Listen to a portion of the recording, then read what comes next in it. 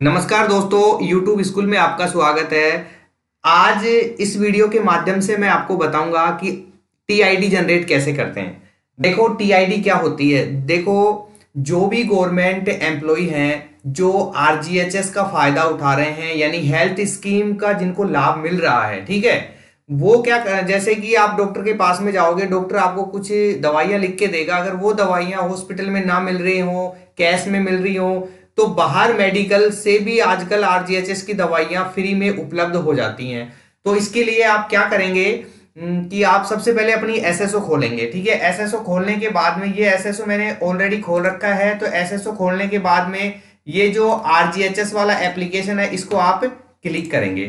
ठीक है, तो मैंने इसको क्लिक कर दिया। जब तक ये खुलता है तब तक मैं आपको बता देता हूं कि टीआईडी यानी कि वो क्या है, कि जब उसको अपन टीआईडी देते हैं मेडिकल वाले को, तो उस टीआईडी से वो क्या करता है, अपनी दवाइयों को अपनी दवाइयां चढ़ाता है और फिर वो देता है। ठीक है, यहाँ पे बहुत सारे ऑप्शंस आ रहे हैं, तो मैं आपको बता दूं। देखो, बेनिफिशियरी मॉड्यूल है, ऑन्कोलॉजी रजिस्ट्रेशन है, तो इन सबको छोड़ के आपको क्या करना है, आपको करना है ओपीडी प्रिस्क्रिप्शन अपडेट अपलोड। ठीक है, यानी कि ओपीडी प्रिस्क्रिप्शन है, यानी कि अपन ओपीडी यानी कि अपन आईपीडी में नहीं है, दो होता है, एक ओपीडी होता है एक आईपीडी होता है, तो अपन ओपीडी है।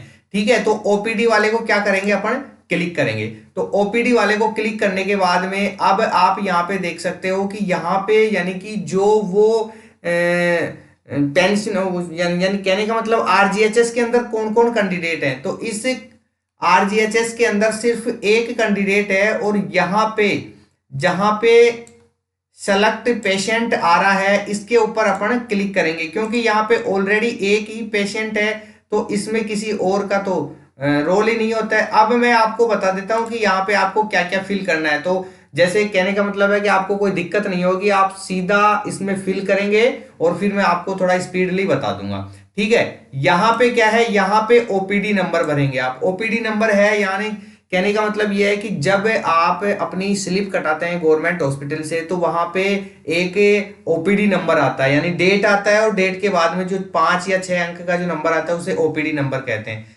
ठीक है, फिर यहाँ पे है दूसरे नंबर पे डॉक्टर का नेम, यानी कि इस नंबर पे आप सेकंड वाले ऑप्शन में डॉक्टर का नाम भरेंगे, यानी कि किस डॉक्टर ने आपको देखा है। और डॉक्टर स्पेशलिटी, यानी कि किस चीज के अंदर वो डॉक्टर स्पेशलिस्ट है, यानी कि और डॉक्टर का आरएमसी नंबर भी होता है। ये जब डॉक्टर आपकी जो स्लिप है, जो पर्ची है, उसके ऊपर जब मोहर लगाएगा तो उसके ऊपर आरएमसी नंबर लिखे हुए होते हैं। अब यहाँ पे ये जो है वैलिडिटी, यानी कि जो आपका प्रिस्क्रिप्शन है, यानी जो आपको 5 दिन की दवाई दे रहा है, या 10 दिन की दे रहा है, या 15 दिन की दे रहा है, या 1 मंथ यानी कि 30 डेज की दे रहा है। और फिर यहाँ पे प्रिस्क्रिप्शन डेट, यानी कि कहने का मतलब आपकी पर्ची कब कटी हुई है, आज कटी हुई है, परसों कटी हुई है, या 2 दिन पहले की कटी हुई है, इसमें ये करेंगे।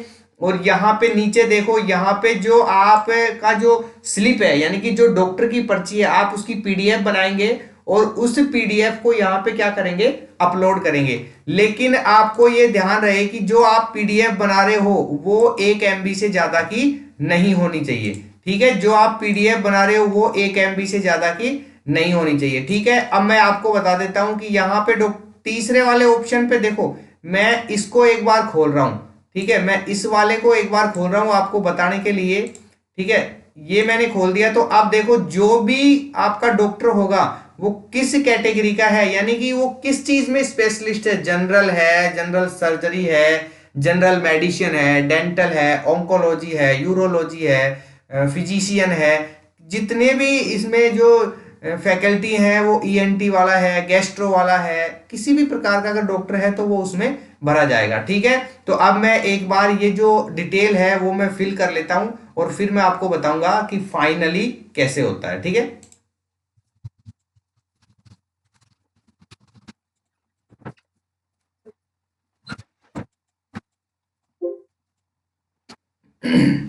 तो देखो, मैंने ये जो डिटेल है वो पूरी भर दी है। अब देखो, ये जो मेरा ओपीडी नंबर है वो यहाँ पे है, डॉक्टर का नाम मैंने यहाँ पे भर दिया है, और जो डॉक्टर है वो किस चीज से स्पेशलिस्ट है, चेस्ट फिजिशियन पल्मोनरी है।